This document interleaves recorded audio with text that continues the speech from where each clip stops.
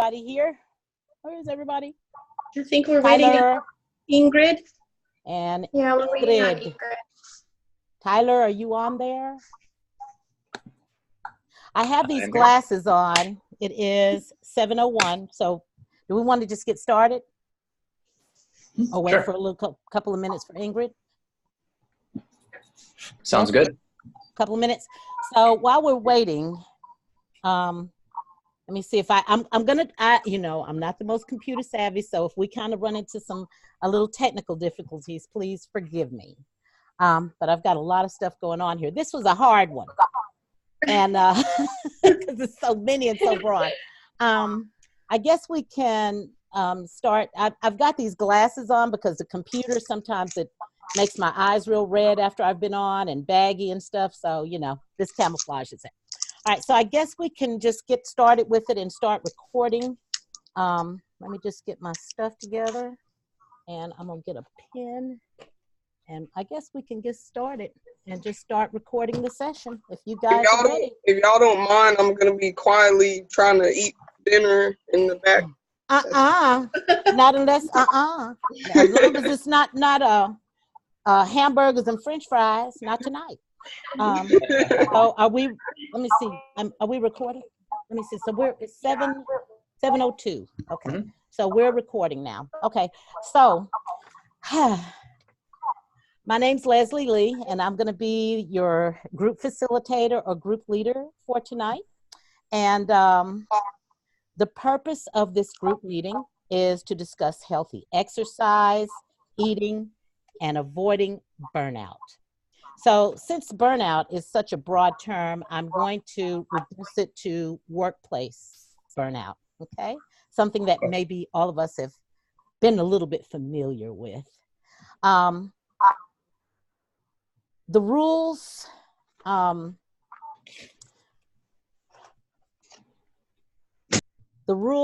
don't guess it's too early, and rules are not hard because we know each other and everything. So, but one rule that I'm going to throw in here is that I want everybody to be as honest as they possibly can, because this issue or this session is very serious in that it involves and it explores everything as I was researching this, everything we've been talking about, okay? Mm-hmm. And it is something that happens to students as well as seasoned workers. So you don't have to be somebody that's in counseling 30 years for it to happen. You just, give up. And when it happens to us as students, we don't move on, okay? We don't move on. And when it happens to us as seasoned counselors, we digress as well. Sometimes I make up words, though. Forgive me if that happens. But, and we tend to do stuff that may be unethical, okay? And we don't want to get in that as students. So please be as honest as you can. I trust everybody here. The only person that's going to see this thing is Dr. Guy, and I think she will, if anything happens, she'll help us. Leslie, I don't want to interrupt you, but Ingrid is texting us. She says that her computer says the host will let her in. Well, I don't know what to do because it helped let everybody else in, didn't it? I had the same problem, and I just texted her to try leaving and then joining it again. There she goes. Hey, there she is. Okay, y'all can see me? Yes, and we hear you too.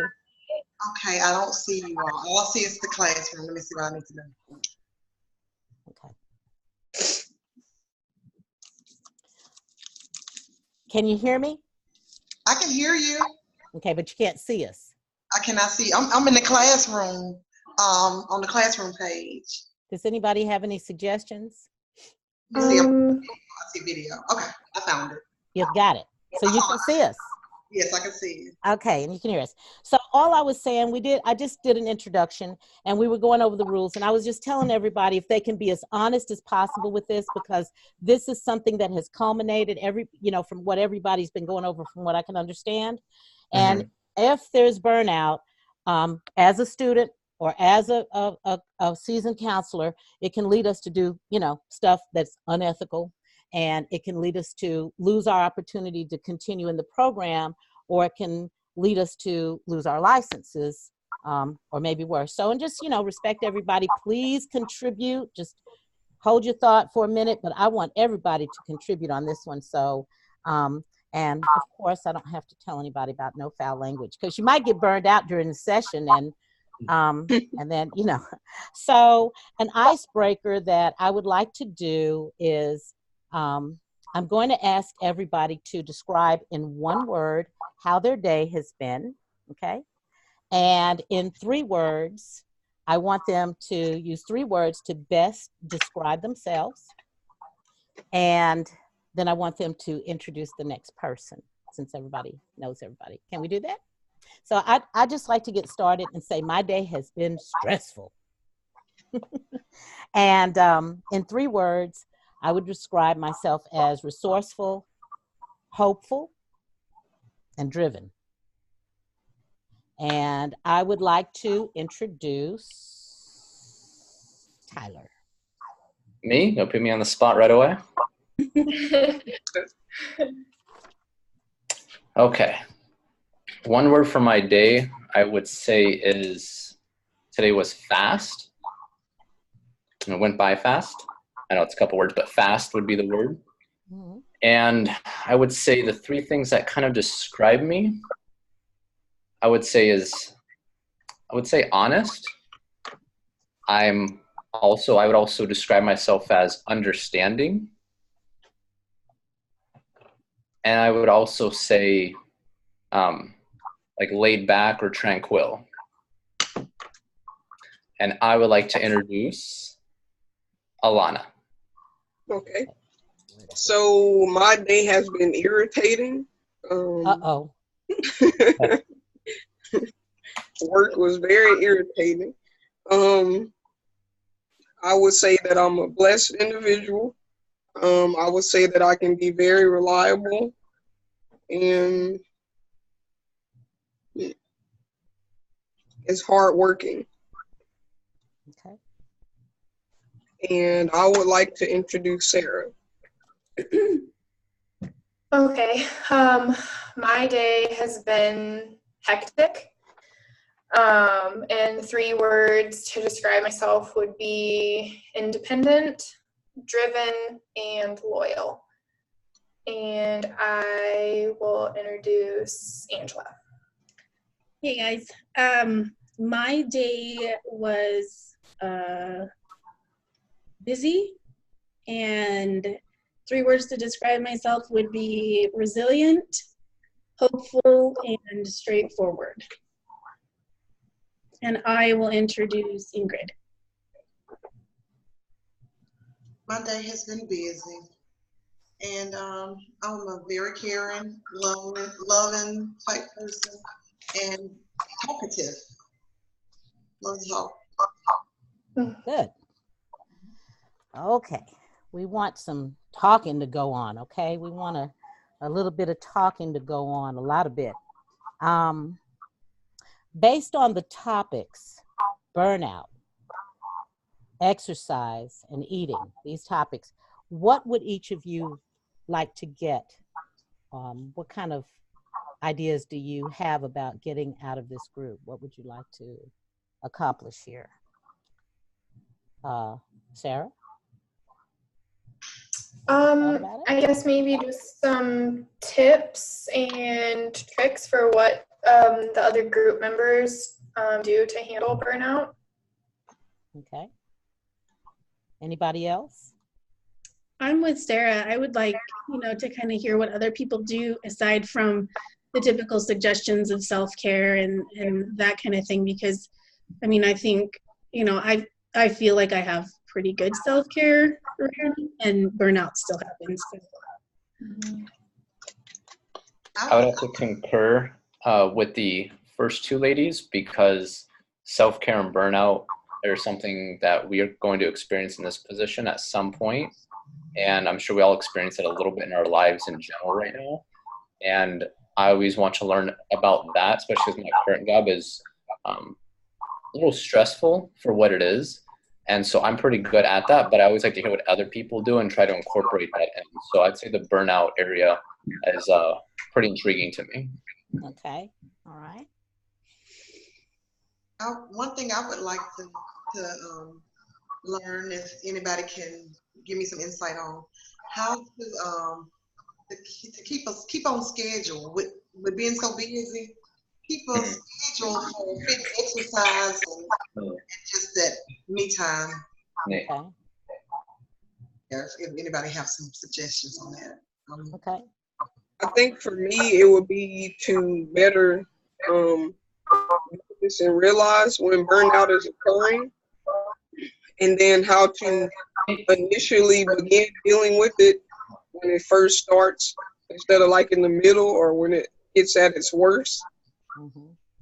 Is usually when I started to recognize it, kind of like when it's too late. So learning how to catch it a little bit sooner. Okay. All right. So we have a variety of things to accomplish tonight, but pretty much everybody wants to know some tips and tricks, right? I heard Sarah say that, and other people concur about how to deal with burnout.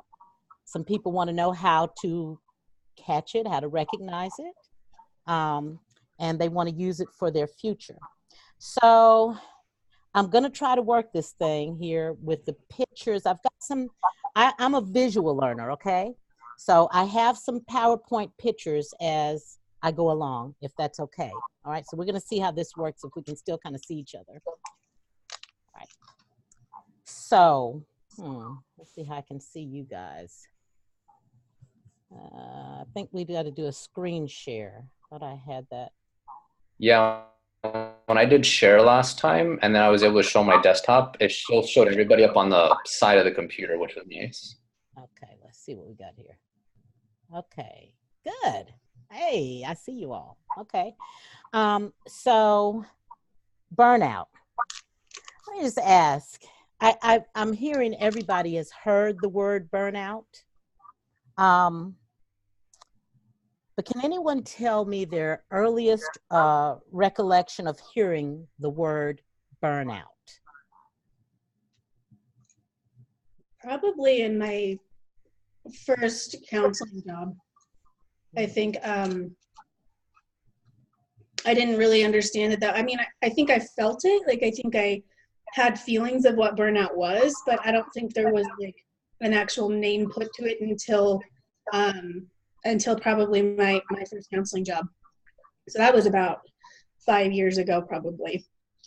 And you said that you probably didn't hear the word, but you could feel it. Mm-hmm. Yeah, just you know, the dread of going to work, and just that anxiety and that stress that came from being there, or kind of the anticipation of going to work. Okay. Anyone else that I think first heard the word burnout in my first job after undergrad. I worked in child protective services, and so you work with a lot of parents and children who are not in the best place, so to speak.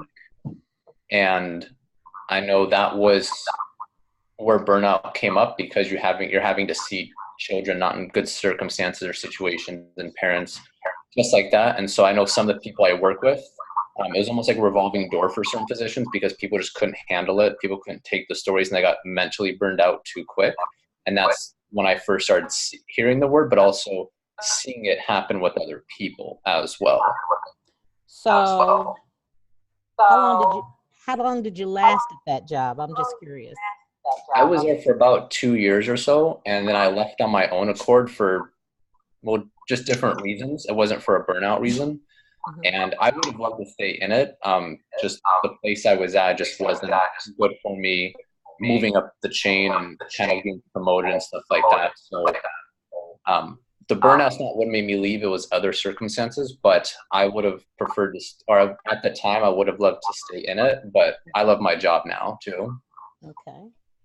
And with the new job that you have, I'm just curious, is You said it was a revolving door with the other one. There was, I Mhm. take it that there was a lot of turnover there. Correct, yeah. Is that going on at your current job now, or? No, they do a pretty good job of hiring people for the long run. Mhm. As of recent, I've been involved in the interview process for people in my position below me. So I'm starting to see what the company looks for and looking for, certain red flags that my person may not be good in a position here or at my position. And you kind of want to see how people react to conflict, how they react to telling somebody a hard situation or talking with someone who's not in the best health state or state of mind. Mhm. And sometimes when you just ask people in interviews, you can tell like they're just a little taken aback by what they have to do or how long they would have to do that. So I think we do a pretty good job at my current job to hire people for the long term. People generally stay for quite some time. Okay, and you mentioned something very interesting. You mentioned red flags. What are some red flags do you think that you would see in burnout? I would say not having the ability to decompress when you get home Mm-hmm. and kind of de-stress.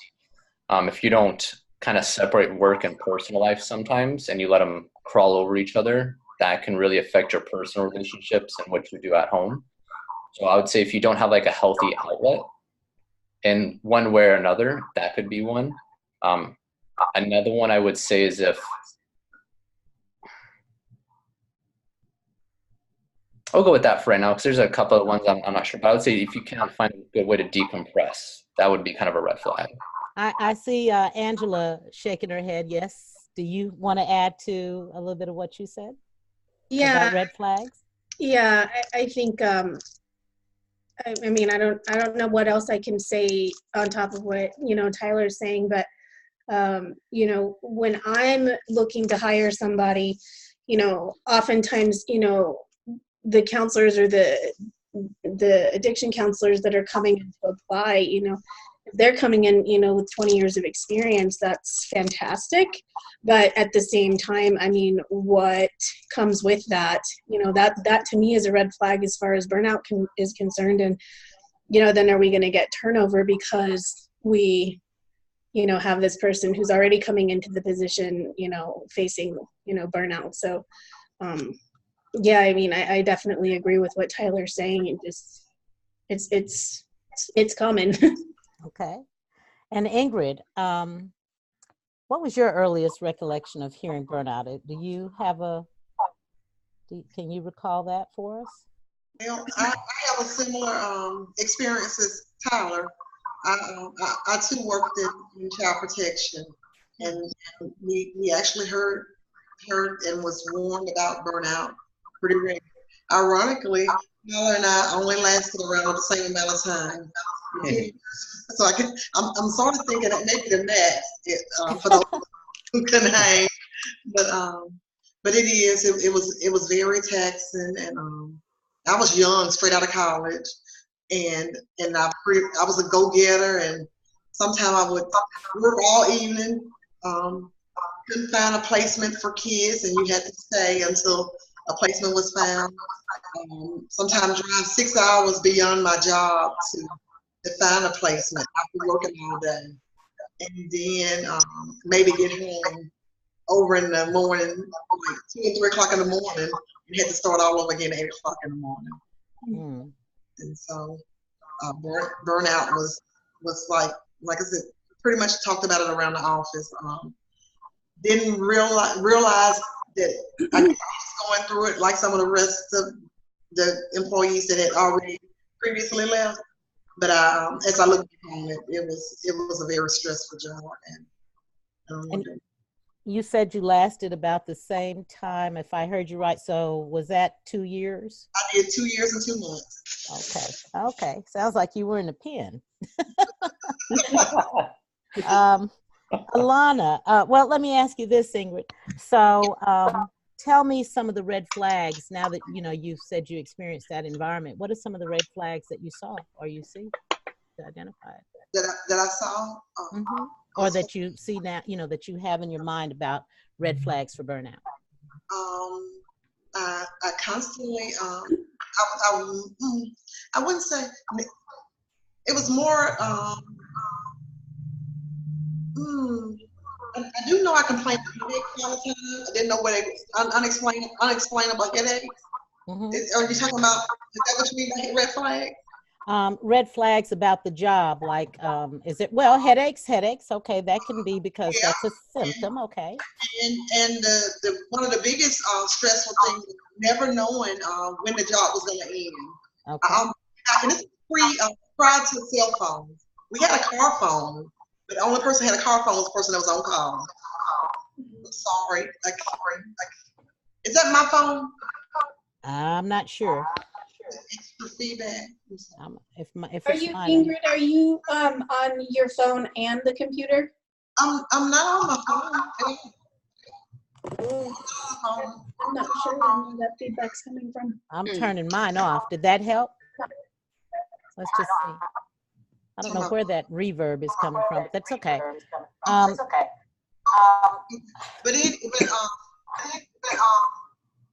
Yeah, it sounded like I was on.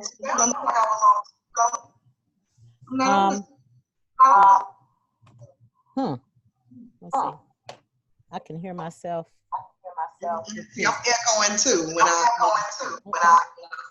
okay. But So we'll stop the share for a minute. Did that help? No, it's Okay. not. Let's try Alana. So I think my earliest learning about burnout would have to be from psychology courses. My freshman semester of undergrad. Personally experiencing them in college. Does anybody, just a minute, Alana, does anybody have any suggestions on what we can do to stop this? Anybody? I put mine on mute, but I didn't seem like it really did anything for the feedback. Feedback. Oh, great. When we're not talking, put it on mute. Does Ingrid's have to go on mute on the computer and then have it on for the phone? No, because she said she's not on her phone this time. Oh, okay. I wonder why I just started up out of nowhere. Interesting. Very Okay. Oh, no. Okay, maybe it'll stop out of nowhere.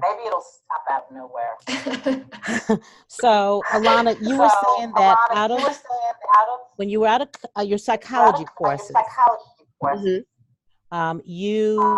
that's your first recollection of burnout?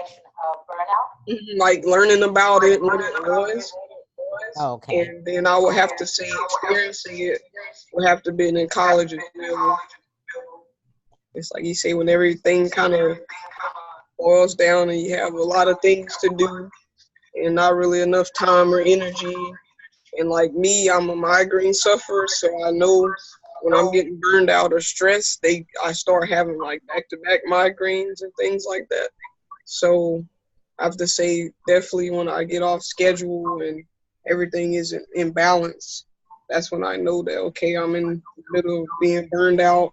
You know, you're more irritable. So things like that. Okay. What about you, Sarah? When was your first recollection of it? Yeah, so like Alana, we first learned about it probably in my first year of undergrad in my psychology courses. But like Ingrid and Tyler, I also worked for Child Protective Services for about a little over a year, and that's when I saw a lot of burnout and like actually got to experience it firsthand. And oddly enough, Ingrid was talking about placement and finding placement and working much later and longer than you anticipated. And my day was so hectic today. I don't work for Child Protective Services anymore, but this morning, unexpectedly, in a meeting, we had to find placement for one of my clients. So that is what I dealt with all day long. And it's 5:25 now, and we still don't have a place for her. So I can relate to that. I think some red flags of burnout for myself, I'm a very compassionate person. And when I start to feel like passion fatigue, or I just don't care to put any energy or effort into my clients, and what I'm doing is like a huge red flag and a sign that I need to take a deep breath and take a step back, and maybe even just take a day off of work to decompress, because my job is so stressful and requires a lot. So I think that would be a major red flag, or just waking up and not wanting to go to work, because I am very driven. I do love my job, but those would be some red flags of mine. Okay. And I've just, part of this is I want to kind of get to know us, a little bit better about what's going on. I'm going to ask you all if you just quickly tell me, as a person, would you say you're a thermometer or a thermostat? And when I say thermometer, I say a thermometer is changed by the environment around it. Okay. So if it heats up, the thermometer is the line's gonna go up, right? If it gets cold, it's gonna go down. A thermostat changes the environment around it. So maybe somebody tell me, are you a thermometer or a thermostat, Angela? Oh gosh. I think sometimes I'm both. I think sometimes I would say the difference would be whether I'm at home or I'm at work. I think I'd probably be a thermostat while I'm at work, but at home I would probably say I'm more reactionary at work or at home. So probably a thermometer at home. A thermometer, when you say you're reactionary, what do you mean by that? Reacting to the environment. So more, if my kids are in a good mood or my husband's in a good mood, then I tend to be in a more positive mood. But if they're having stress, then I tend to kind of react to that also. And I feel stressed, so. So you're like a thermometer at home, okay? What about you, Tyler? It was interesting. It reminds me of that saying of, you want to be a product of your environment, but you also want your environment to be a product of you. And I have to agree with Angela. It depends on the situation. So I think the only person really that can really truly influence my mood and my perception of reality would be my fiance. Because if she's down, it's almost like I go down too. If she's up, I'm up. But if I have like people at work or friends or whatever who are mood swings are up and down, it doesn't affect me much. It's just my internal thing. So it's more like just the closest person to me can influence it, but other people don't really influence it that much. It may go up and down a tiny bit, but it relatively stays the same. Okay. Anybody else? Go ahead, Alana.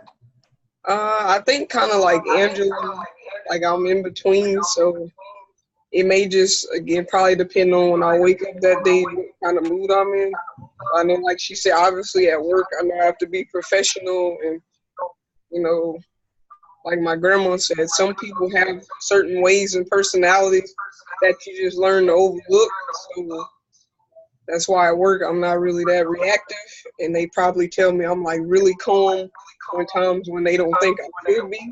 But I understand that sometimes, I guess I look at it that, okay, like if I'm, around Leslie, then I know how Leslie's personality is and how Leslie handles things. So that's how I handle Leslie, because I know if she's reactive to this or that, I'm expecting that. Okay. So I won't so much get angry or, react to what you have going on, because I kind of know what I'm going to expect. Okay. Personality-wise, or how you kind of handle things, if that makes sense. So I would say at work.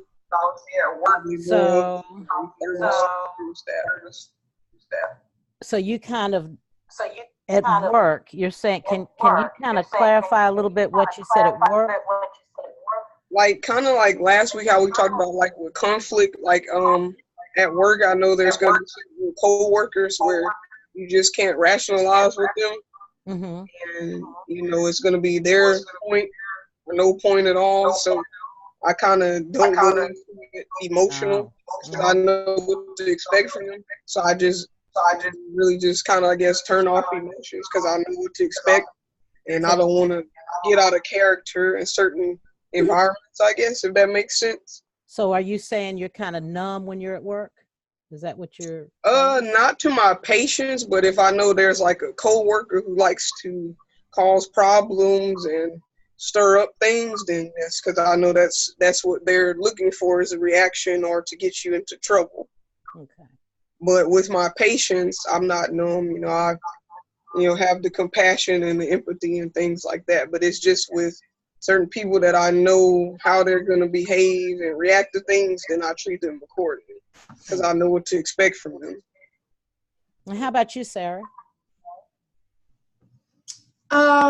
I definitely would say I am a thermostat. I don't really I'm not really influenced by the people around me. I'm always very upbeat and positive. These like silly awards at work, and every time I get the hype man one, because I'm always just trying to lift everyone's mood up. I don't really let other people's moods affect me. Can't really think of a situation. I mean, I guess I could sometimes be a thermometer, but I can't really think of an example of when. I try really hard not to let anybody else around me affect my. It's interesting that, because this helps me learn, because I thought I was a thermostat. I would love to be a thermostat, but I think that I can be a thermometer. And the problem is, because sometimes things will, in clinic, when you get different kind of patients, it can get really hectic, especially if it's stressful. And as a clinical leader, okay, I think that sometimes when the responsibility gets heavy on me, I'm kind of like a thermometer, and then my staff feels the effects and they become thermometers too. Mm-hmm. That makes any sense. So if mama has a good day, is having a good day, then everybody's having a good day, right? But if not, then people are starting to have a bad day. So I see where this is. I appreciate that. I see where this is very important. I appreciate that input from you all. So let's talk about burnout a little bit and some of the stats. Burnout is a psychological psychiatric term that is fairly new. It was coined by H.J. Freudenberger in an article in 1974. And I wish this thing would stop, but it's not going to.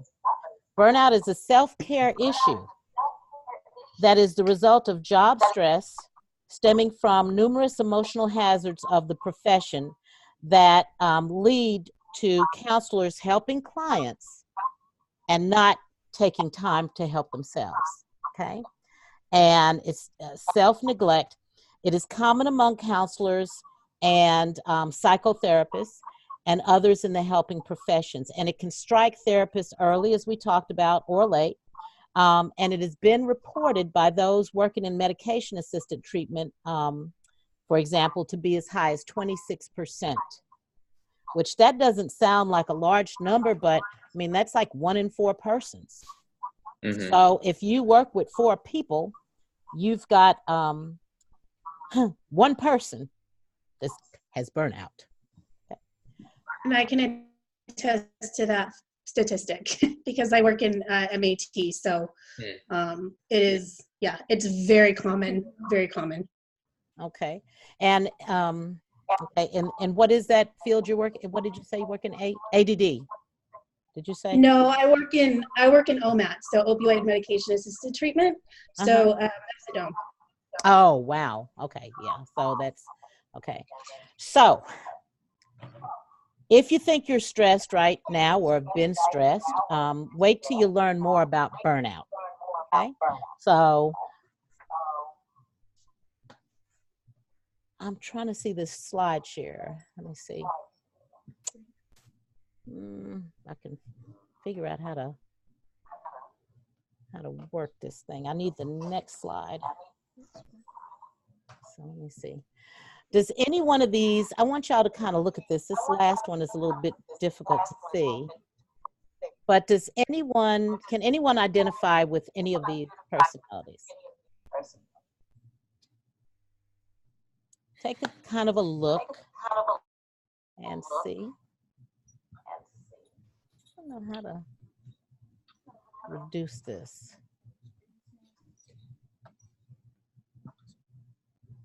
Hmm. Anybody? Oh boy. All right, anybody want to take a stab at this one? Ingrid, which one best fits you?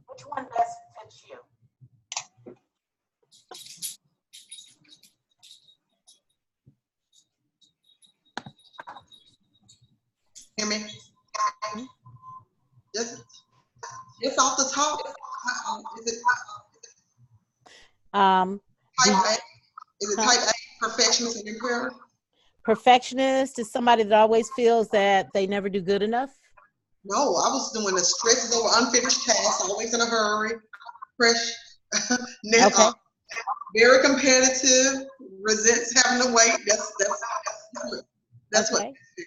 Oh, type A is you? Anybody else? Always. I kind of see like one on type A, but then there's a few things on the perfectionist as well as imperative that I see some of the traits that I have as well. So I guess maybe, if possible, a combination of all three.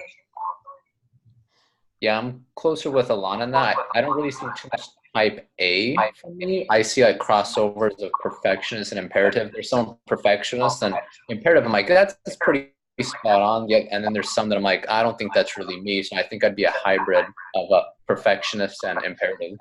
Okay. Anybody else? No, I agree with Tyler and Alana. There's only, I think on type A, the only one that I could relate to is stresses over unfinished tasks, just because I like to get everything done and it stresses me out if I don't. But other than that, I think I relate more to perfectionist. Okay. And Alana? I'm gonna try. Well, I can't. Don't y'all look at my screen.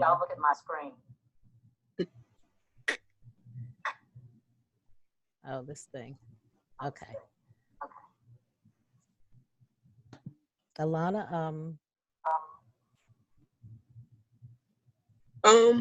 A combination of all three.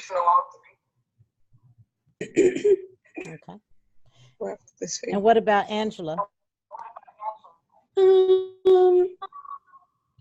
I mean, I'm definitely a personality type, and there are parts that apply, but I would say in general, not really. Okay. Not really any of them? Is that what you're saying?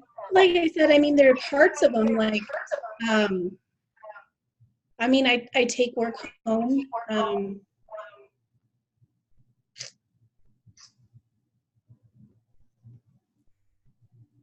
Maybe, well, no, I mean, like,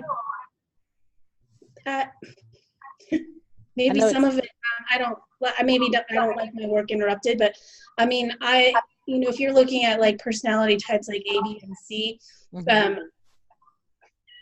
I'm more like a B or a C, which I can't remember off the top of my head, but I'm not a real stressed out person about stuff, so. Okay, so have any of you guys ever experienced any of these in an environment? Any of this here? Definitely emotionally draining. Emotional fatigue. I've seen the cultural and value differences in jobs before, I would say. Where you have one vision, they have another vision. And especially when their vision, it's like the boss or someone higher up and you can't really do anything about it, you just have to go with it. That can be a little more stressful because you have to kind of bite your tongue sometimes. So I've had that in the past. Okay. Can you give us, I'm sorry. Oh, sorry. You said you have to bite your tongue sometimes. And is this something that happens often for you at your job now?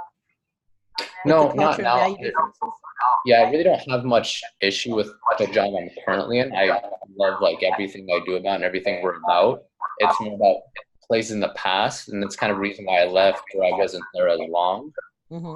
Maybe we just had different visions, or maybe I just wasn't mature enough in the moment to see where it's going because I was younger. And as I've gotten older, I can understand more clearly. But yeah, being like 18 or 21 and having a job like that, I just didn't see the vision at that time. I needed my own kind of growing up to do. Okay. What about you, Sarah?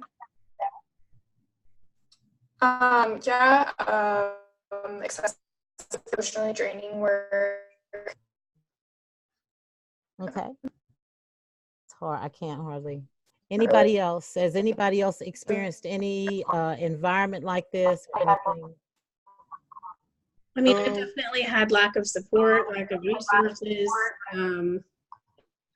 cultural value differences, unpleasant environment. I mean, there's been a lot. Okay. So with you, Angela, you don't have you're kind of not a type like A or a control or anything like that. You're pretty calm, but it sounds like you're in an environment that's pretty stressful. Am I getting that right? Yep, agreed. And it's not so much currently, it's more previous employment, but I mean, in a setting where you're helping the underserved population, or several underserved populations, you're just kind of comes with the territory. I mean, there's always going to be a lack of resources and lack of support, and I mean, the cultural value differences. I mean, there's just going to be all of that. It's unavoidable. Anybody else have anything to? Anybody else see? Okay, so what happens is if you are one of those personality types, or if you are in that type of environment constantly, okay, then you're at risk for burnout. Okay, either one of those personality types or the environment, because burnout is not something that just happens overnight. Burnout results from prolonged periods of stress. Okay, and I think that Tyler talked about this in his oh, I hate this I'm sorry y'all about this reverb or whatever it is, but I think Tyler talked about this before when he was talking about the amygdala enlarging. So when you have a lot of stress, your amygdala gets larger, your prefrontal, which is your lower level thinking, okay? So as that amygdala gets larger, guess what? All those stops that we're supposed to have, when we think before we say something we regret saying, there's no filter, okay? And the prefrontal cortex, which has the higher level thinking where we think before we talk and the filters are there, it changes. So stress actually changes our brain, okay? The neurons changes. We don't have that. So what happens is with prolonged stress, it hinders our focus and it hinders our ability to filter our speech, our self-control, our working memory. We start, who uses the EHR or computerized charting or whatever? Who does that? Okay. So do you see a client and then chart, or do you see a client and then go to another client and another client and then chart later? I chart later. All of my charting always gets done on Mondays. Okay. So what happens is when you start charting later like that, your memory, you rely on that memory and it kind of goes, it kind of decreases, it goes down the drain. You start getting unorganized, I can't find this, I can't find that.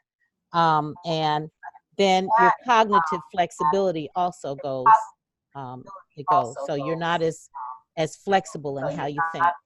And I think this is when we can start having like a meltdown, as one of my instructors would call it. And this is the result if it continues. Okay, if we don't stop and recognize it, this is what happens to us. So, and we all know that burnout affects everybody around us. Okay, as you start getting burnout. So, key features of burnout are emotional exhaustion. And I heard earlier that some people talked about they got tired, emotional exhaustion. Depersonalization, I heard someone talk about that. Where has anybody started saying, and I've done it, I'm sorry, I'm guilty of it. Like, oh my God, I tell my staff, how did you schedule that person again? Right? Yeah. Has anybody, I hear some people, you know, how did they get in here? Right? You start, when you depersonalize your clients, they're seen as energy drains. They're seen as problems. Alana, you're shaking your head. Tell me, can you tell me a situation when that has happened? Definitely, like, I guess for me, it's like when we get maybe like a repeat patient, and there's one that really doesn't want to make the changes. They don't want to follow the program. They don't want to be, they're pretty much resistant to everything we try to do. And we'll discharge them, you know, a week later, and then maybe like sometime the next day or the next week they come right back, or maybe months later they come back, and they still have the same attitude about everything. And how do you feel when they come back and you see them? Me, I just smile at everybody, and, you know, I tell them, I'm glad that you reached out for help. You know, I'd rather you be here, you know, than we get a phone call that, you know, something bad has happened. So I try to be positive about it, and I try to get them to understand, okay, when you come in and you say, I've been to 5, 6 facilities, nothing's worked, you know, nothing's changed. I've been here 3 or 4 times. Y'all are giving me the same thing. And so I try to challenge them, and I say, so can you tell me the mindset that you came in with last time or this time? And what did you do at all these said facilities or at this particular facility last time you were here? And what can you do differently so that maybe you get something out of the experience? You know, because I want them to understand that, you know, they have a part in their recovery treatment, and if they don't want to change or want to take it serious, then, you know, just basically they're not going to have any changes. Things aren't going to get better if they don't take it as serious as we are. So they have to have the attitude to want help. They have to be willing to accept the help and make steps and preparations to do what they have to do to change their life. We can't do it for them. So it sounds like when they come and they come over and over again, you're more accepting of them. I try to be, but I'm not going to tell you it's not frustrating. Okay. You know, especially resistant all the time. Has anybody ever had a different reaction or noticed anybody at work that reacted differently from that? Yeah. Anybody? Ingrid? I don't think I understand your question, Leslie. So Alana is giving us a scenario where she gets frustrated, okay, when these people come in and they're non-compliant. Is that correct, Alana? Mm-hmm. They come in like a revolving door, but she's kind of like this, right? Whether if it's inside the head, like, oh my God, you're back again, right? Yeah, that's on the inside. Is that right? On the inside. Has anybody ever seen like anybody else, or has anybody reacted differently? Has anybody ever expressed any anger or the frustration to the client, or has seen anybody express that frustration? Unfortunately, sorry, Tyler, go ahead. Oh, go ahead. She asked you first, Angela. I was the one jumping in just then. Anybody? I was just going to say, unfortunately, yeah, I've done that.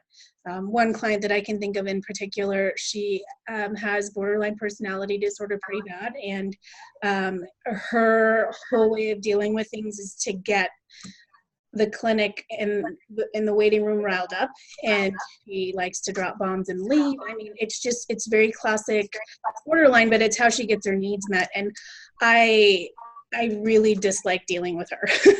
And yeah, it's come across as frustration. So does she, what have you done? I'm just curious can you, or?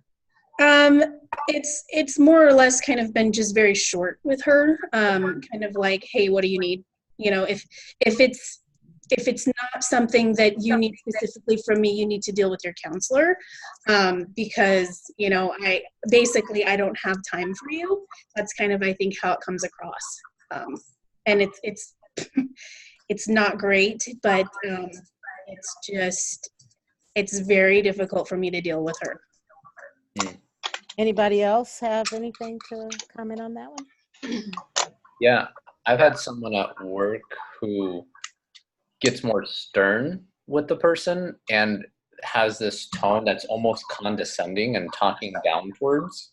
Mm-hmm. And I'm not sure if they are aware they do that sometimes. Who are they talking downwards to, the clients or to the other coworkers? Yeah. Oh no, to clients. So I don't think it's deliberately. I think that's just how she can become if she gets runs into conflict, or if it's the person's asking or pushing the same issue 3, 4, 5 times. I think I've heard them get a little more snippy and more like, yeah, close to being condescending. And then that's after they're done talking to them. I always tell the people I work with, and, you know, I kind of look over, is that you have to go outside after a certain conversation with somebody, and you have to walk around. Take a 10, 15, 20-minute break, whatever it is, and just get out of the building and kind of walk around, because you need that fresh air. You need to get away instead of before you go to talk to the next person. Have you told that person that? Yeah. Oh yeah. I would say if anything, it's once clients and patients are not around and it's just coworkers, then it's more venting. It's more talking about what happened, but I've rarely ever seen it done to someone's face. That's probably the closest thing I've seen, is getting a little more snippy to the person, but that individual wasn't pushed to that point after, you know, a 10-minute conversation, the same topic, telling the same answer over and over again and not really getting anywhere. Can anybody well, this kind of brings me into another slide, because you have to be really careful about that. That's another thing. We're supposed to help our coworkers deal with burnout as well. Okay? And if we don't approach them in the right way, then that can happen, right? Something, well, maybe not that bad, but it can create some problems for us. So from what Angela has talked about and Tyler has talked about, can anybody, Angela, does the woman still come to your facility? Yeah, she is still a client. Yeah, she's still a client. So can anybody give any suggestions maybe on how Angela can deal with her in the future, or with her personality, how she can, what she can do to kind of prepare for her coming, let's just say. Do you think, Angela, that she does that? I think you kind of said this, does she do it for attention or to get her way? And she's learned that's how I get my ways, by acting in this manner. Have you ever done this where she will act that way and you do not give her what she wants? Does it escalate or does it decrease it? Usually, I mean, in recent times, what I've really tried to do is kind of just not engage with her. Most of the time, it is something simple that her counselor can take care of. What it's come down to is that what I've figured out with her is that she's looking for my approval. And in some fashion, she is looking for me to stick up for her, or for some sort of protection for her. And that, I mean, that just goes way back to, you know, some of the needs she didn't get as a kid. But I'm just trying to be very professional with her, but keep it to a minimum, because I don't want my attitude to rub off on her. Sure. Anyone else? Because I mean, I think that is a very important, you know, it's like the meat of things. You get these clients and they become so reliant on you, you know, and they want your attention. And Mhm. it's really frustrating. And sometimes, yeah, I guess you can get snippy with them. That's a big thing.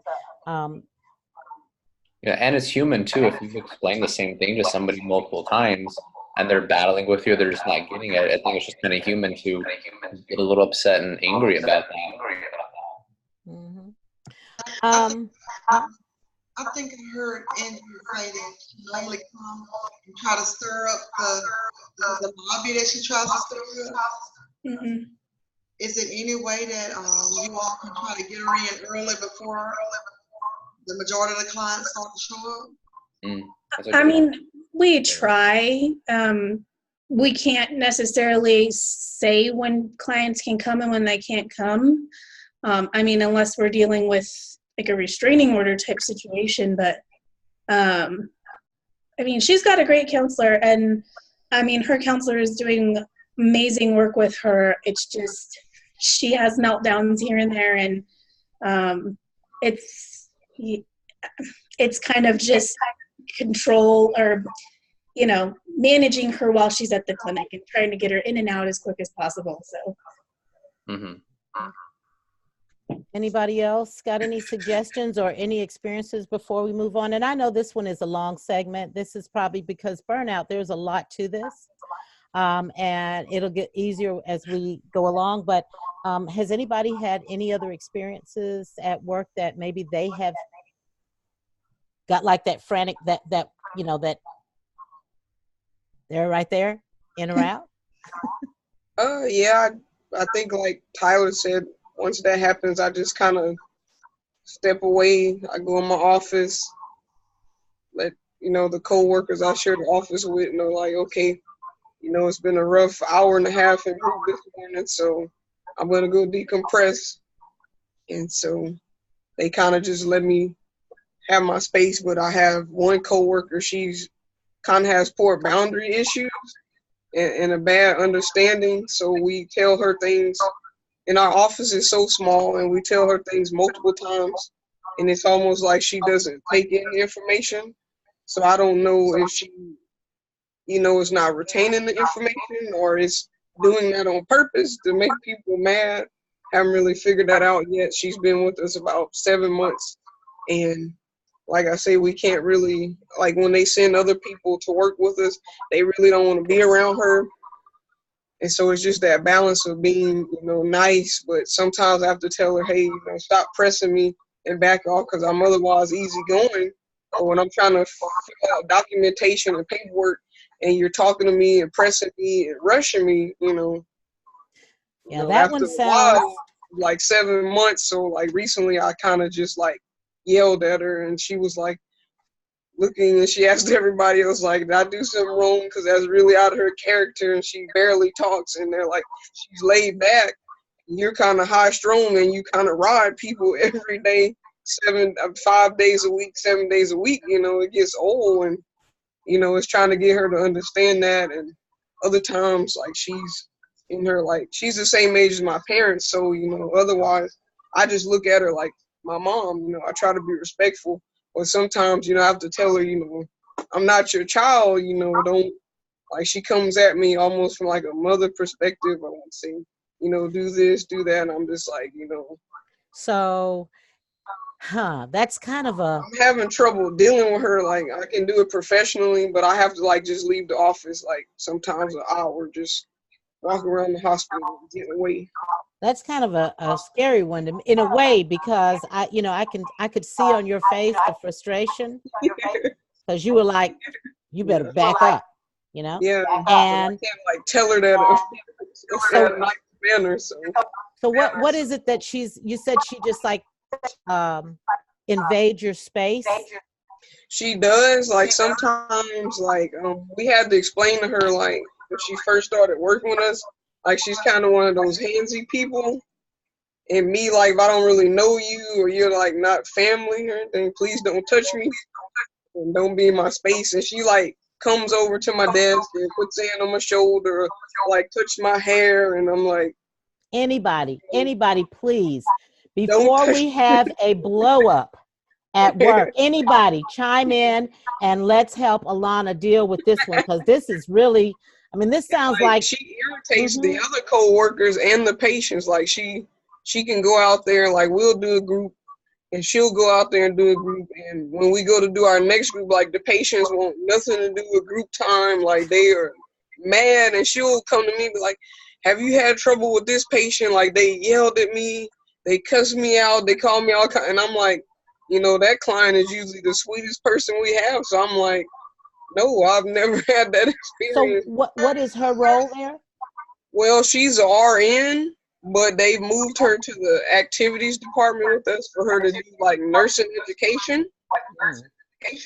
And it's just like, I don't know if it's her personality, but it like stirs the patients up sometimes, and really, I don't know, like it's hard to, and you can't really, it's no nice way to really tell her and like help y'all, help. Yeah, what about your managers? Why aren't the managers intervening? Well, we have like a facility, like we were based in the hospital, and they opened up a new facility across town, so we kind of split our department. But we have like a main person that's over our psych services, but then we have like a supervisor that's strictly over activities. And like he'll like only address things when it hits the fan, or like when we say, you know, this is enough. And like, so he's mostly at the new facility, and it's almost like in every department that we have for that, they treat the new facility as a first, you know, priority, and then we're kind of under that, so we kind of get like overlooked, or, you know, like our things are not as important, like even just the, you know, staffing thing. Like they'll have like 6 or 7 people in the AT department at the new facility, and it's me and one other co-worker there, and then they have the nurse in there with us. So me and the other lady is handling like 3 groups, the assessments, charting, documentation, all that, and they'll have like 5 or 6 people at the new facility running all these groups, and we're like, you know, we need help, and then he'll send somebody, and then other times he'll contact us like after the fact that work is done, like, do y'all need help? I mean, it's too late for help now, you know, we've done everything, and it's like, y'all handle it, but I mean, it's our job to handle it, so we're gonna do our job. That sounds like, so it sounds like you don't have a lot of support.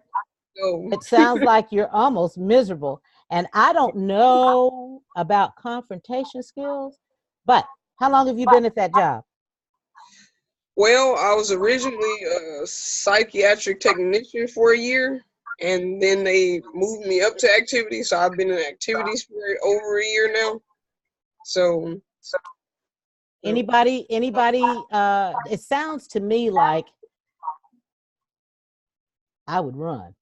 I don't like, know I'm if I'm pretty much like, honestly, I'm pretty much like really close, you know. I just have to make sure that it's gonna work around this online school schedule, and then once I can do that, then I'm, you know, pretty anybody much got born. anything to help Alana before we move on and take our break?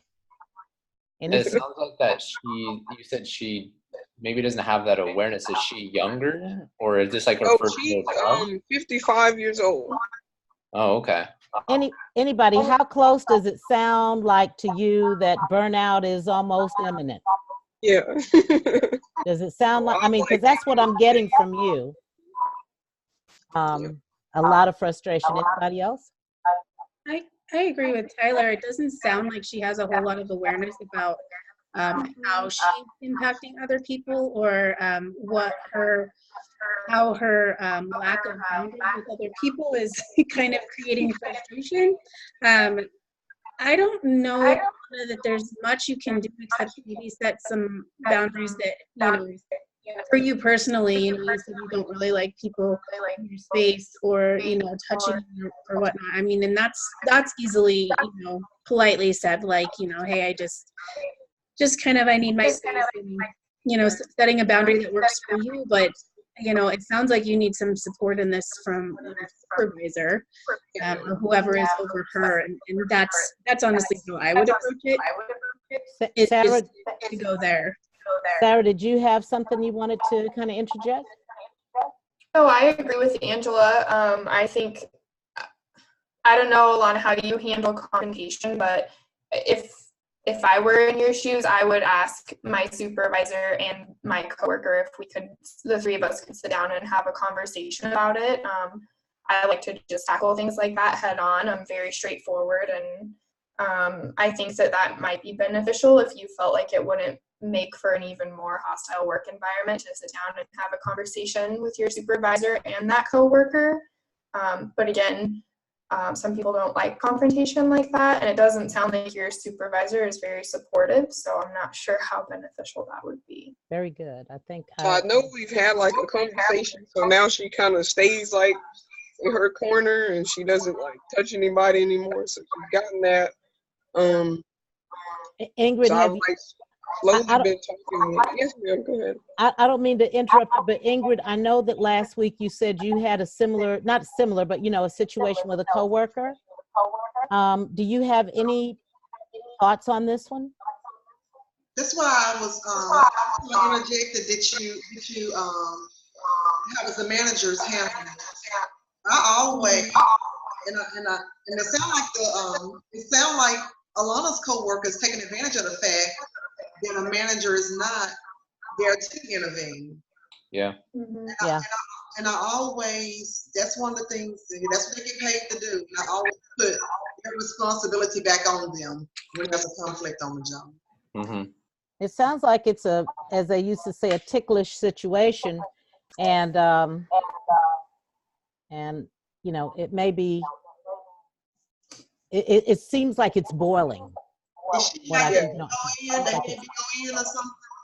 And if she's like the head DON, wouldn't she be like over you, Alana, during the time without a manager being there? No, she's just an RN that they just delegated to do nursing education groups. So therefore they took her off the floor and put her into like our department. And I think it's kind of because when they first brought her to us, we were like the end of the rope for her. Okay. When you say the end of the rope for her, what do you mean? Like she was a nurse on the floor, and then they moved her from that into like the UR, which is like the insurance. People like to get the clients more days there at the hospital, and then they moved her from that to us kind of. Was that to keep from getting rid of her? I believe so. So they were kind of like, like the other departments that she came from, they were kind of like, they kind of sent her to y'all, sorry, but it didn't work out with us. And literally, like, she might have been with them like this many weeks and that many weeks, and because she's only been at the hospital for like maybe 6 months. So and they kind of bounced her from those departments, and we were kind of like her last resort, I guess. And so let me just ask you this, and then we're going to move on in a couple of minutes, take a break. I know there's strength in numbers. Is there anyone else there that feels like you do? Yes, that maybe ma'am. you can get together in the office with me, but like I say, our main supervisor, like, he's learning now because they're having more conflicts at the new building, and it's not as dreamy as they thought it would be over there at the new building. So he's getting a little bit more involved now because they're getting frustrated. The other team members we had that we worked really good with, they kind of separated us, and they got like 3 new people, and they're kind of like those bad apples, and he's kind of learning over there. And so now he's, coming over here. So he's starting to understand, and like he's had a meeting with them over there and sat down, like you all said, on the basis with the ones that are having the conflict. So he's starting to understand, because even when he comes to talk to us for short meetings, she's like repeating herself and doing the same things, and it's starting to get on his nerves. So he's starting to understand what it feels like Monday through Friday for us. Okay.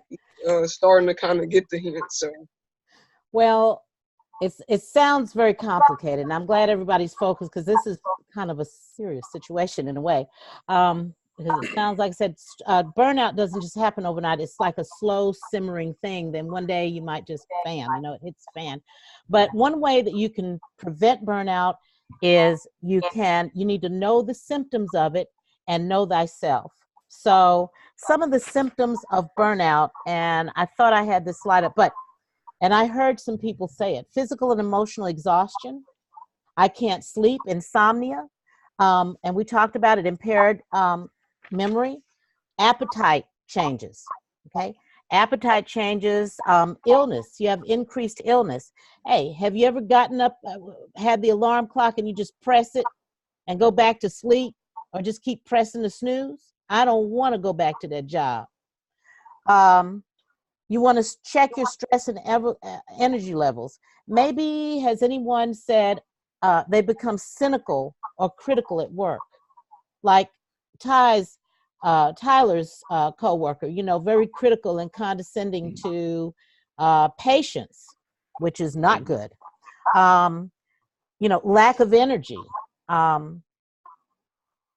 lack of satisfaction from achievements. Okay, you just don't care anymore. And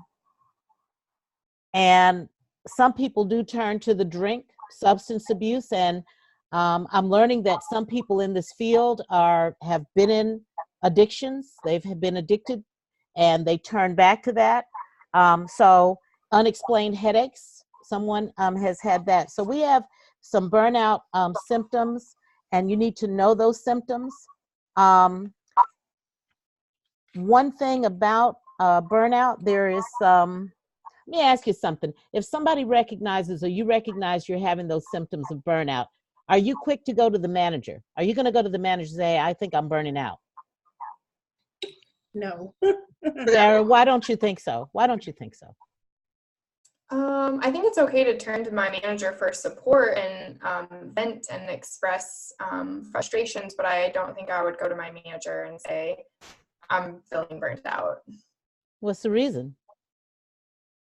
Can you tell me the reason you wouldn't do that?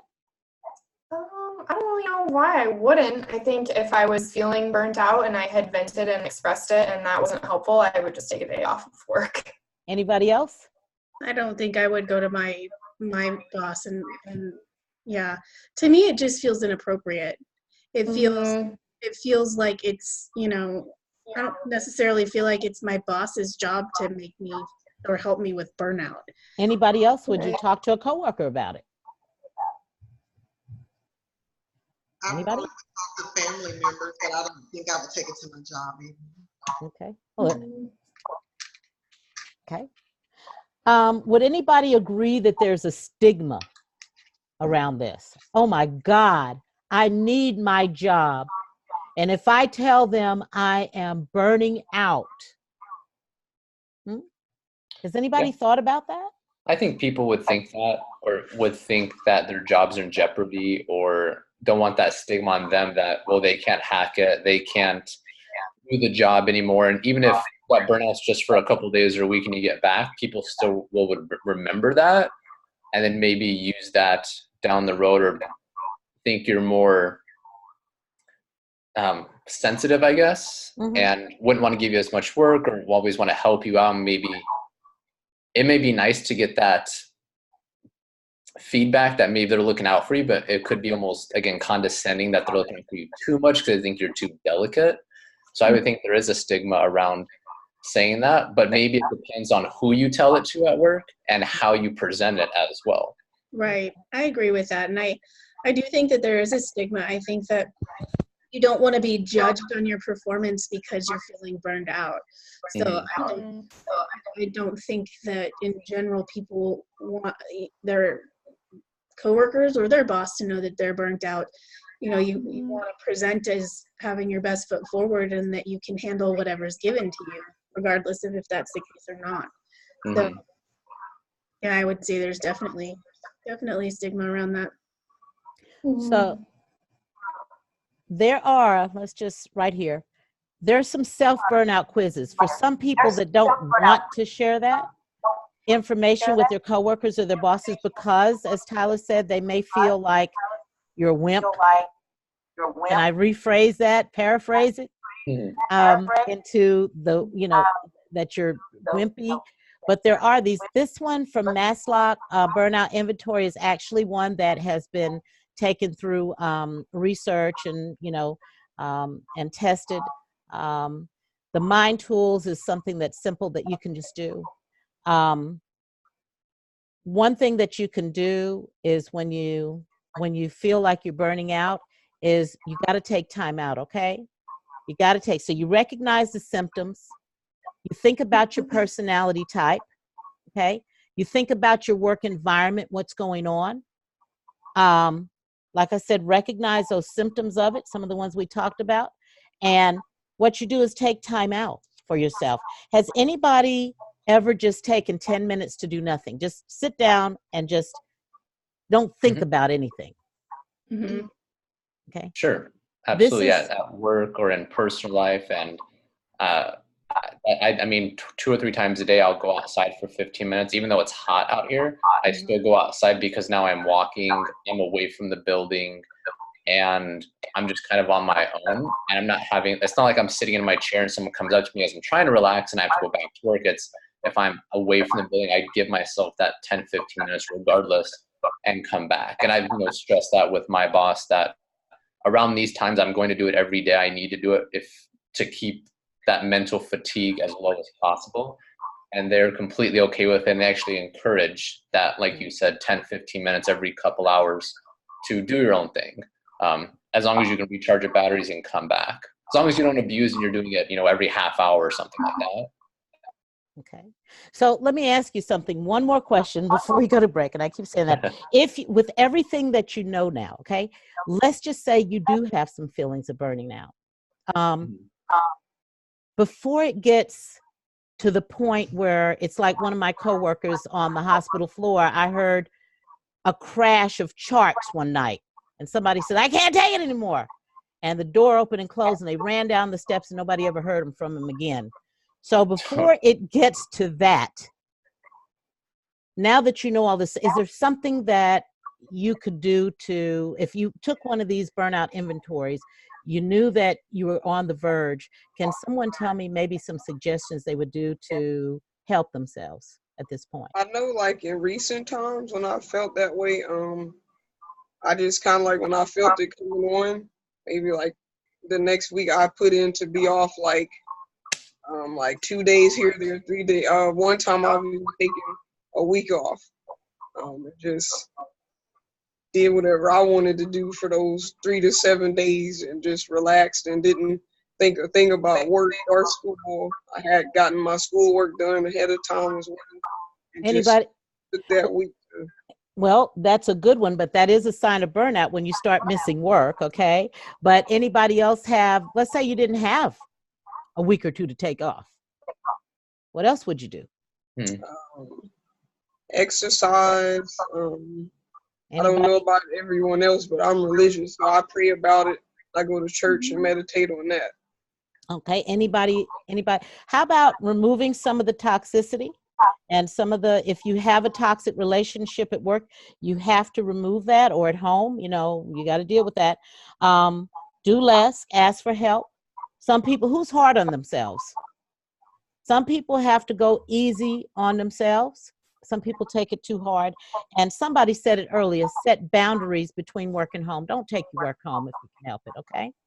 So in closing, I just want to say that burnout has to do with stress management. And I think Alana gave us that stress management piece. Is that right? Stress. And so we have to, it has to do with how I respond to my environment. Viktor Frankl said, the one thing you can't take away from me is the way I choose to respond to what you do to me. The last of one's freedom is to choose one's attitude in any given circumstance. And Viktor Frankl, as you know, was a psychotherapist, I believe. And he lived in 3 years of his life in a German concentration camp. So it's in your mind, okay? Gotta control that mind. So let's just take a break. It's 8:20. The rest of the session is not gonna last that long because I know everybody knows about eating right and physical activity, and we'll come back in about at 8:25. Is that okay? Sounds good. And we'll wrap it up. Okay. Maybe I can figure out this.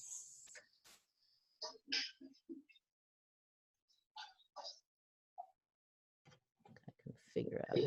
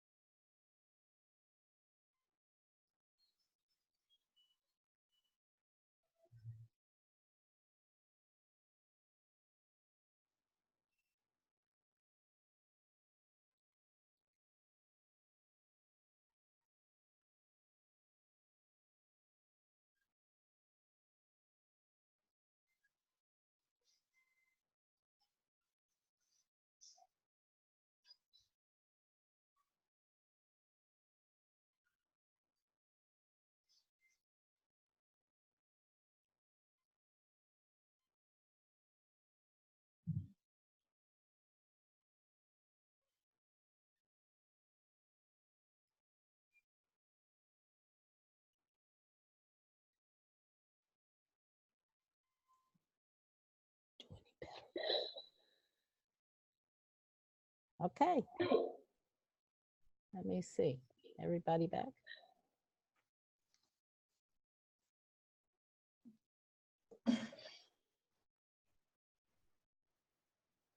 Let me see now. How do I get?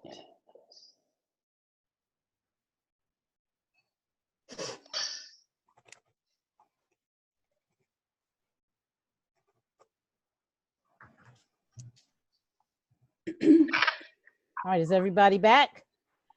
I can't see anybody. Let me see. What is this? Ah, good. Okay. Hold on a minute.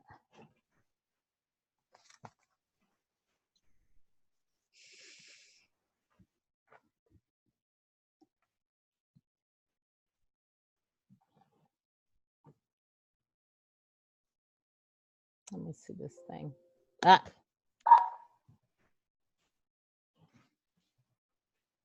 Okay, hold on a second.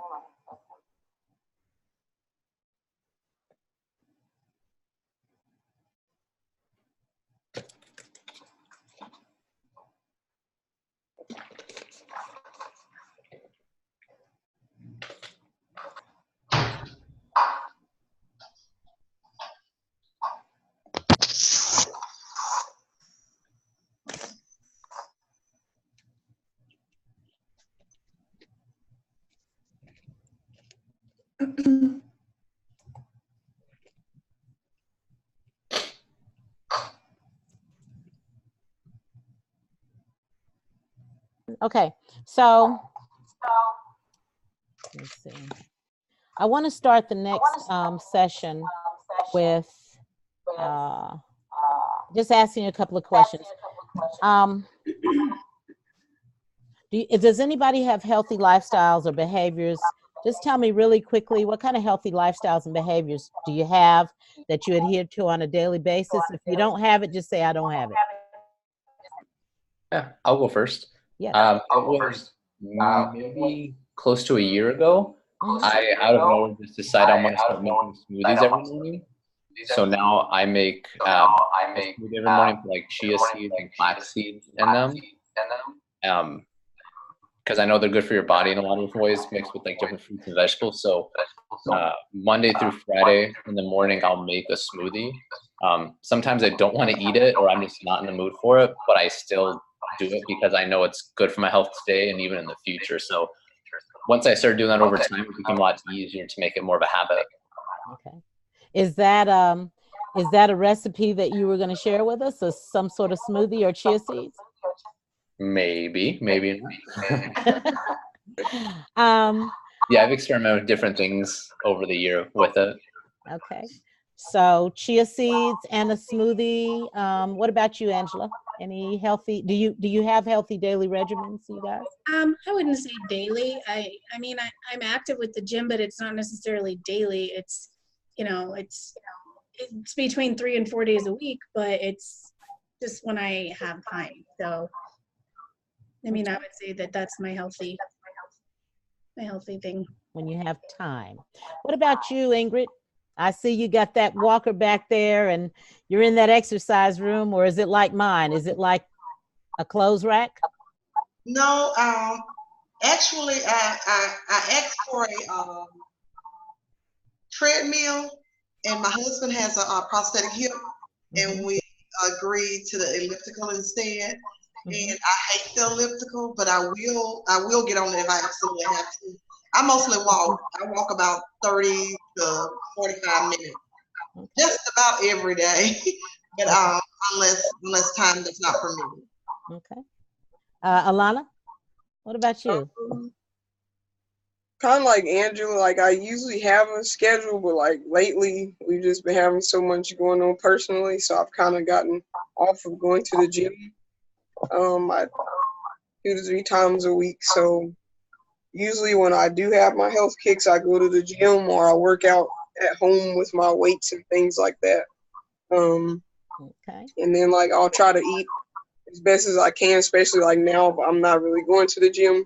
I try to cut out my grease and my fats and things like that. So mostly just protein, vegetables and fruit. What about you, Sarah? Yeah, the gym is a huge part of my life. I work out at least 5 times a week. I don't feel like myself if I don't get my workouts in. Ideally, I like to go in the morning. I think it's a good start to the day. It just means I have to get up a lot earlier than I care to get up, but I do try to make it to the gym Monday through Friday every morning before work, and I meal prep every Sunday. So those are just like 2 of my main healthy habits. When you meal prep Sunday, do you meal prep for the whole week, or do you meal prep for a few days? What is that like? Yeah, I meal prep for 4 days. So Sunday I'll meal prep so that I have meals for at least 4 of my work days. Okay. What did you eat last night? What did I eat last night? Mm-hmm. I had stuffed peppers. Okay. Hey, that's exactly what I had too. Really? That's Yeah. fun. We got to pick some peppers from our garden and we did stuffed peppers. So. Oh, wow. That's awesome. So you have a garden. I'm impressed. Yeah, that is awesome. Meal prep, that's really important. Did you bring a recipe for us tonight? Did I? Well, yeah, Sarah, did you bring one tonight since you, something that we could meal prep? Yep. What did you bring? I have it saved on my phone. It's the stuffed peppers recipe that I use. Okay. So stuffed peppers. What we can do is exchange if you want to, but just to talk about stuffed peppers, that's very healthy. I'm sure it's got rice in it. A little bit. Okay. What about you, Angela? What's something that you want to share with us? That's exactly what I brought to. So I thought when you sent that out last night, I was in the middle of eating stuffed peppers and I said, hey, this would be a great thing to bring tomorrow. So yeah. And okay. Ingrid, what about you? So we have a smoothie, which is what I bought. Actually, I don't know if can anybody see this? Let me see. Wait a minute. It's a shake. It's a protein shake. Mm-hmm. But like a smoothie. What about you, Ingrid? I actually didn't do a recipe on something I had cooked. I went in and did homework and tried to find a healthy recipe. Okay, what did you come up with? I have I'm trying to think what the name of it is, but I'm looking at the directions. It's called Healthy Snack Bites. Okay, and what are they made from? They're made from, here comes the recipe. Okay, while Ingrid is looking, what about you, Alana? Did you bring us something that we could consider?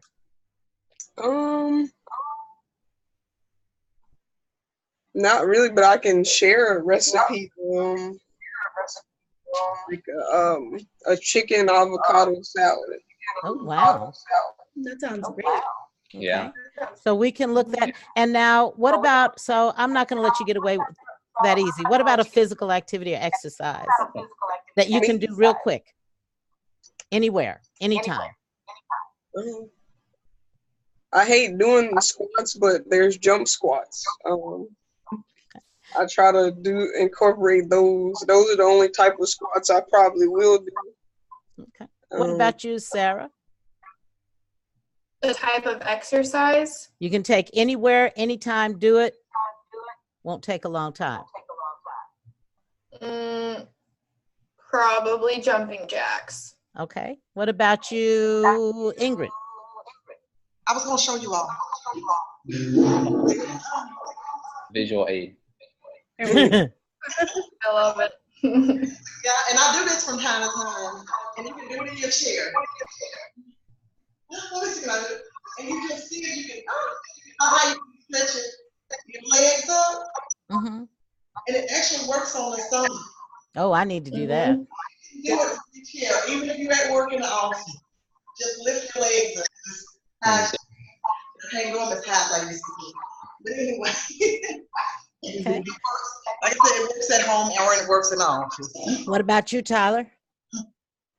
So when I was in high school, I actually had a coach say that whenever you're like watching television or something like that, whenever a commercial comes on, you can just get down, do 10 push-ups in between every commercial. And if you watch like a 30-minute show, that's 30 push-ups in 30 minutes. Okay. And so I remember doing that in high school one time, and it's actually kind of tiring because you don't realize how often commercials come on, and it's actually kind of a lot. So I don't know if you could take, I mean, you can take push-ups anywhere, but I thought that was a neat thing to do. So every time a commercial popped on, I would do push-ups, and it's kind of exhausting, actually. I like it. Mm-hmm. So let me ask you guys, what, as I was doing this, and this is where this comes from, I saw a model by Sweeney and Myers that they adapted it from Adler, which Adler had a holistic approach or a holistic theory. But what they have here is the indivisible self. And they say that if the indivisible self, any one of these, the creative self, which involves cognition, the coping self, which deals with leisure, the social self, which deals with friendship and love, and the essential self, which deals with spiritual, cultural, and so forth, and the physical self, which deals with nutrition and exercise, which is the last piece we're going to do. Any one of these that is out of balance will throw us out of whack and put us in peril for burnout, for overstress. So here are some people at the office. I mean, because a lot of times people think, oh, I can't do any workout. They're at the office, and there they are. Here's one that I brought, okay, that you can do. Now, let me just kind of go through one thing. Actually, I kind of got a little ahead of myself. I apologize. So before I really get into this, I want everybody to do something for me. To do me a favor, okay? I want everybody to not smile, okay? I don't want you to smile. And until I kind of finish, because it's kind of throwing me off here. And when I see you smile, it just kind of throws me off. And there's another reason for the reason why I'm talking about this is because there was a study by Harvard University that said that people, their subjects, 47% of the time, people, their mind is wandering, okay? Like my mind just wandered, right? Their mind is wandering. And the outcome of a wandering mind is unhappiness, okay? So I was just thinking, as you're coming back, one of the outcomes, as you're coming back off a break, I mean, there's no reason to pretend that you are, you want to just be here, sitting here for the next 30 minutes or so, because we're unhappy anyway, right? Some of us. So there's no reason to smile about it. I did see some people smiling when we came back from break, probably because you thought, oh, it's almost over, right? I'm smiling. Don't smile. I'm seeing somebody that's almost ready to, okay? So as we go back into this, and we talked about physical activity, and we talked about the indivisible self, I want to talk about something that I learned about. It's called mindfulness. Does anybody know what mindfulness is? You can smile now if you want to. Anybody know? The reason why I asked you not to smile is because mindfulness, and this would be approach to physical activity and to eating, okay? It stresses for you to be in the present. And as I was talking, I wanted you all to be aware of your facial feature, of what you're doing, the process of not smiling, okay? To stay in control, okay? To stay in control. And as we talk about, somehow my slides, so let me just kind of move down here for a second. Well, okay, to stay in control. So we talked about eating the green peppers, right? And when we eat, the only thing that I kind of want to say about mindfulness with eating is that you want to be present when you eat, okay? It's not just about the green peppers, or it's not just about the avocado salad, okay? It's not about the physical activity that, you know, you go to the gym in the morning and you got to get it done, okay, before you go to work. It's about, do I enjoy what I'm eating? Okay? Do I savor every morsel? When I go out, who cooks? Sarah cooks for herself. Who else cooks for themselves? Who eats out? Who eats processed foods, you know, frozen foods, prepackaged foods? Who eats out? I don't really, yeah, I don't really eat out as much. I go to restaurants for like buying the food and then make it at home, but sometimes it is processed, which I know is not good. Okay. So, you know, nutrition, I don't know if anybody can see this. This is hard. Nutrition in the fast lane. This tells you about healthy eating choices, and there's books out there that can tell you about healthier eating choices. Here's one I got from a store called Ollie's called Choose It or Lose It, and it's got like some ideas about that. So the food you eat is not really the situation, you know, and I do obesity counseling. I've done it for years, and I just learned about this mindfulness. What do they teach us in obesity counseling? They teach us what's the traditional way is you just push back from the table. You eat what? Anybody can tell me? Fewer calories and portions. Sugar, portions, sugar, fewer sugars, and more what? Protein. And if you do this with physical activity, and I'll tell you the prescription for that, which is 2.5 hours a week, okay, of moderate to vigorous physical activity, it works. But the problem is, for some people, guess what? Once they get through with that, they gain their weight back, and sometimes they even gain more back. That's the traditional way. But in mindfulness, okay, they have a purposeful way to eat, okay? And you have a purpose in not only what you eat, but how you shop for what you eat. You're more organized. You have to spend some time doing that. You're more organized. You have to make probably what Sarah told us in the beginning, a list. Can anybody think about like how they can spend more time, like just enjoying their food, cooking, or anything like that?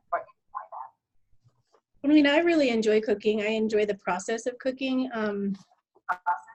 It's a really great way for me to spend time with my husband when we don't get to connect during the week because things are so busy. So, I mean, it's less about what we're eating and more about the process of it. Mm-hmm. So it can be really nice. Mm-hmm. Okay. Who has, well, I won't ask you that. So it can be really nice. So what's stopping you from doing the cooking? I wouldn't say there's anything necessarily stopping us. Sometimes it's just fun to go out, or schedule, I guess. Maybe that would be something that would be stopping us, would be having off schedules or things coming up with kids or whatnot. So if we have the time, we do it. Time. Anybody else have the issue of time? Time. Just time sometimes. Sometimes it's just energy. Energy? Okay.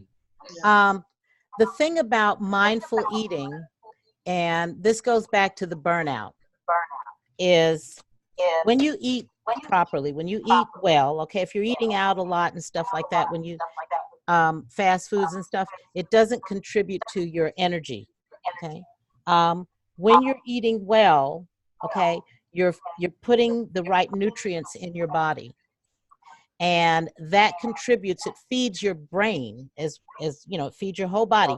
But when you start eating mindful, you're using your eyes to look at the food. You're using your nose to smell it. your taste, you're savoring it, every single morsel. That is feeding your what? Your mind, okay? And mindfulness, it's a form of meditation that was developed by a Buddhist monk. And you know, people went over and got that. But it just means that you're present and aware of what's going on.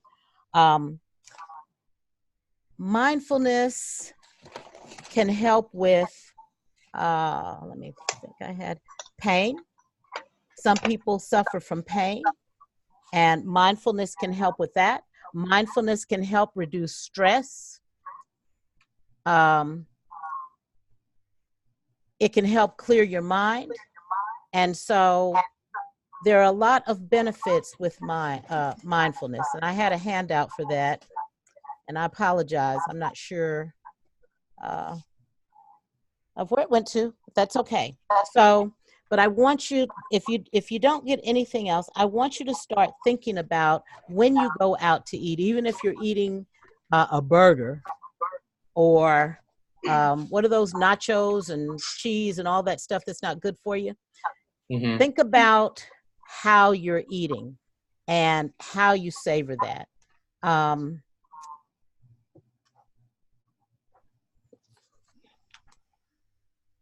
Because eating mindfully is more than just putting food in your mouth. Can anybody tell me the reason they eat? That's another important part of it. Why do you eat? It's supposed to be fuel for our body so we can have the energy to do daily things. Yeah, but why do you eat? We eat for enjoyment. I mean, I know I do at times. Mm-hmm. Okay. A lot of the time is for enjoyment or social reasons or. Yeah. So part of that, let me just ask you this. Part of that, people eat mindlessly, okay? But mindfulness teaches us, okay, that enjoyment, there's triggers as to why we eat, okay? There's triggers. Has anybody ever thought about that? What about when you go to the movies? When you go to the, you know, what's the first thing you do when you go to the movies? Do you go in and just go into the movie and wait for it to come on or start watching it? Mm. What do you do? Get food. Get the popcorn and yeah. No movie is good without popcorn. And so you go there. I have a dog, and my dog, you can give her a turkey, a whole turkey, okay? And she'll go and eat the whole thing and lay there and she'll be tired, right? And then you can just call her again, and guess what? You can give her a chicken. She's right there to get that chicken. But she might take the chicken and go bury it somewhere, but she wants the chicken. Okay? That's what happens to us technically when we're under a lot of stress. Sometimes some people don't stress either, but if there's a trigger for that, we don't think about what we're doing. We just do it. That's part of that amygdala, that low level of thought, okay? Mm-hmm. But mindfulness teaches us to think about, hey, I'm in the movie, but I'm really not hungry.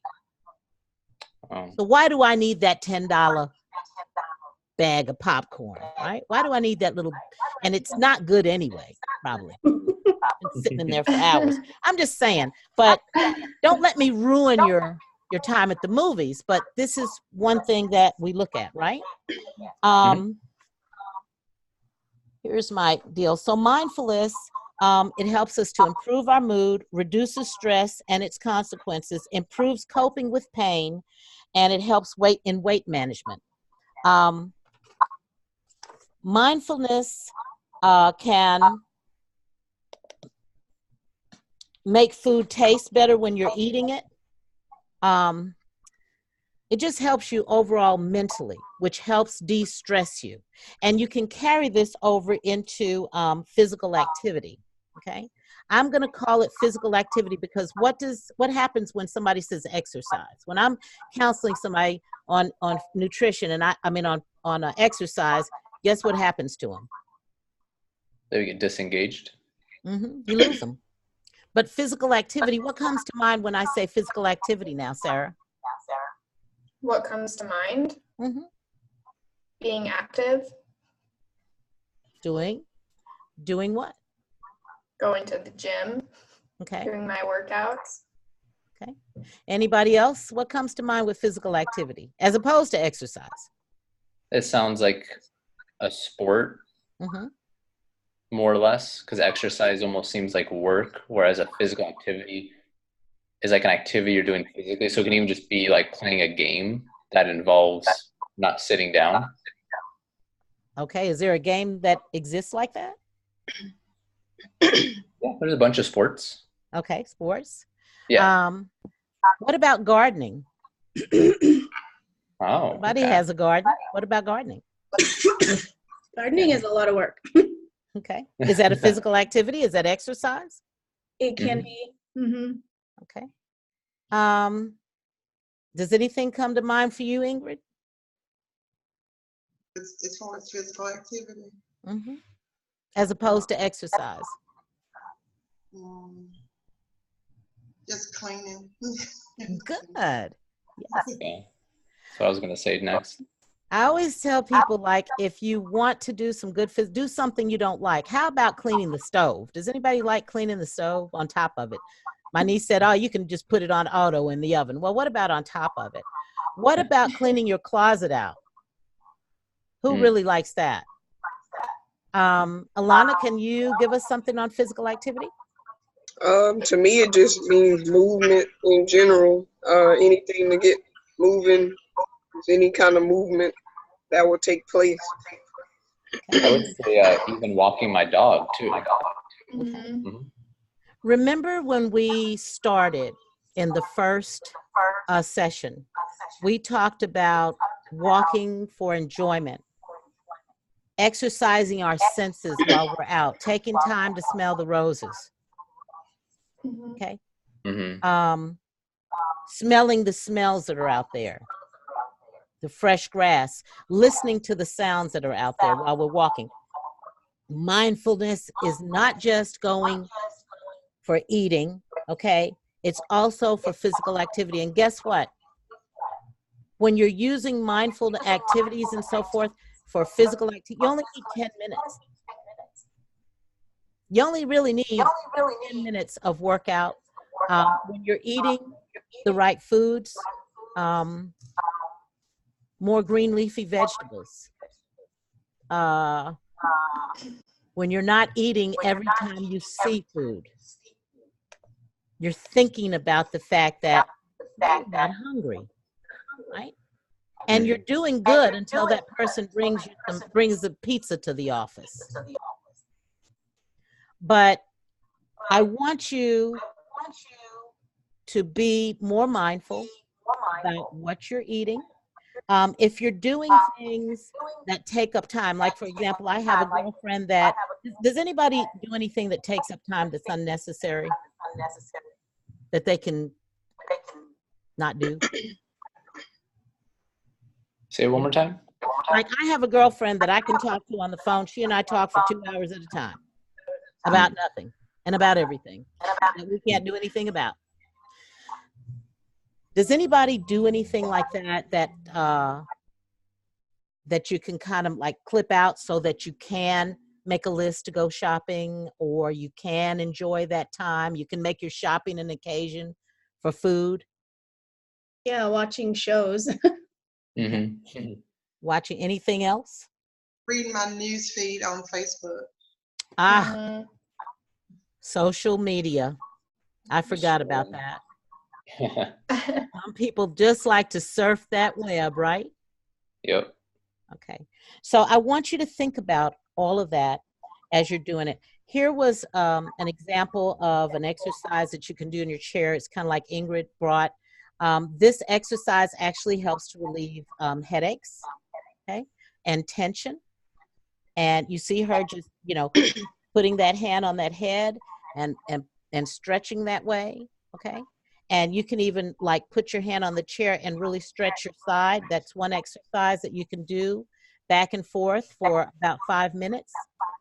You probably do this one without even noticing that you do it, okay? This is a stretch that you can do to just relieve tension, okay? And when you do stuff like that and you relieve tension, what are you relieving? You're relieving what? Stress. Okay. When you're mindful of what you're doing, you're relieving stress. And what does stress put you at risk for? Health problems. And Burnout. burnout, constant stress, right? Mm-hmm. So we do physical activity, we do nutrition, we're feeding our brains, not just with the food, but with our senses. Does that make sense? Mm-hmm. Mm-hmm. And with this, I just kind of want to, I know it's getting on to the end, but I wanted to also let you know that physical activity doesn't have to be like running in place, jumping jacks, even this, right? Because we also want to exercise what is inside of them. So I would like to do a little exercise with you guys before we stop. And I know we started like a couple of minutes late, but this will just take a couple of minutes. And if anybody has anything else to share, I would love to hear about it. So I want everybody, if you trust me, I won't laugh at you, close your eyes. I'm going to explain to you what we're going to do. I want you to close your eyes. This is called a mindful breathing exercise. You may know it. There are many benefits to breathing exercises that have been documented in studies, including reversing stress response once it occurs and when intentionally done. Remember, mindfulness is what? Intentional. When intentionally done, this type of breathing can slow your breathing rate, elicit a feeling of relaxation, and jumpstart the parasympathetic response, which is opposite to the sympathetic response, which is flight or flight. Okay. And it can help you be less reactive when you get those hard to deal with clients and coworkers, family members. And it aids in physical processes such as sleep, pain control, and even digestion, helping you digest your food better.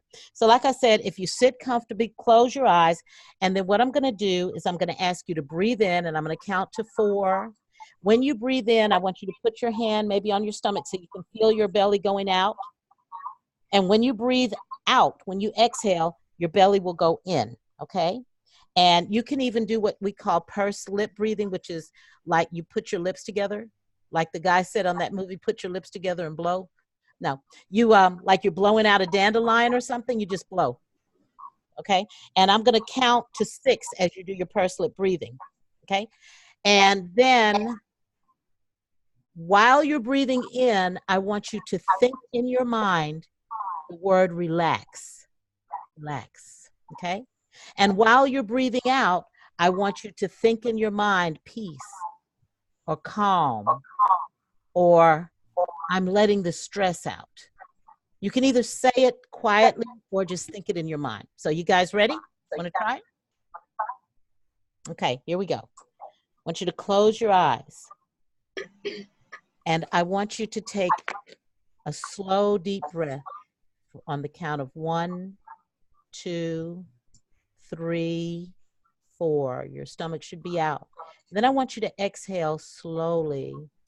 1, 2, 3, 4, 5, 6. Then we're going to do it again. I want you to breathe in on a count of 4, and this time I want you to think relax. Breathe in. 1, 2, 3, 4. As you breathe out, I want you to think peace and calm. 1, 2, 3, 4, 5, 6. Okay. And I want you, when you do this, I want you to do it for about 10 times when you get stressed out at work. Just do that for 10 times, maybe 15 cycles. And I don't know, how does everybody feel? Did anybody feel anything when they did that just for those couple of times? I know it's kind of not an ideal situation, but can you see where that would maybe benefit. Yeah. Oh yeah, absolutely. Especially if you do repetitive. After 2 times you don't feel as much, but I think maybe if you get to like 6 or 7, you could really feel the difference. Okay. So I hope I didn't inundate you with a lot of information, too much information. This was a lot to take in. But did anybody learn anything new about themselves or anything new about burnout, or did anybody learn anything for this session that they could take away from that could benefit them maybe in the future? Yes. I think the mindful eating was really, when you asked why do we eat, and mentioned like enjoying it, and I guess that was kind of a different perspective to take. I make the same meals every single Sunday, and I eat the same thing pretty much every day, and I don't really necessarily enjoy what I'm eating. I just eat it because it's healthy. So I think I'll try something different when I meal prep this weekend. So I think that was interesting. Okay. I wrote one thing down you said, Leslie, was when you wander, it means you are unhappy. And I thought that was interesting. Like, I've thought of times when I've wandered or spaced out, and it's got to be because I'm unhappy in the moment for whatever reason. So I really like that line. I wrote that down. Yeah. Thing that I thought was informative to us was how burnout affect the brain and the thinking, and how that affects the memory issues, and how it leads to the problems, that tiredness and the whole 9 yards. A lot of symptoms we're probably having, not realizing that it's all from burnout. I agree. I think the mindfulness eating was interesting. I hadn't thought about that before, so I'm definitely going to take that away. I think, like you said, we have to kind of do more things for enjoyment, and not because we know that's what we're supposed to do or supposed to be doing, or because it's required. Okay. Anybody have anything else? It's 9 o'clock, 9:02 here. Is there anything else that we haven't gone up? Alana, I'm gonna be praying. Okay. Yes, I hope it gets better for you, Alana.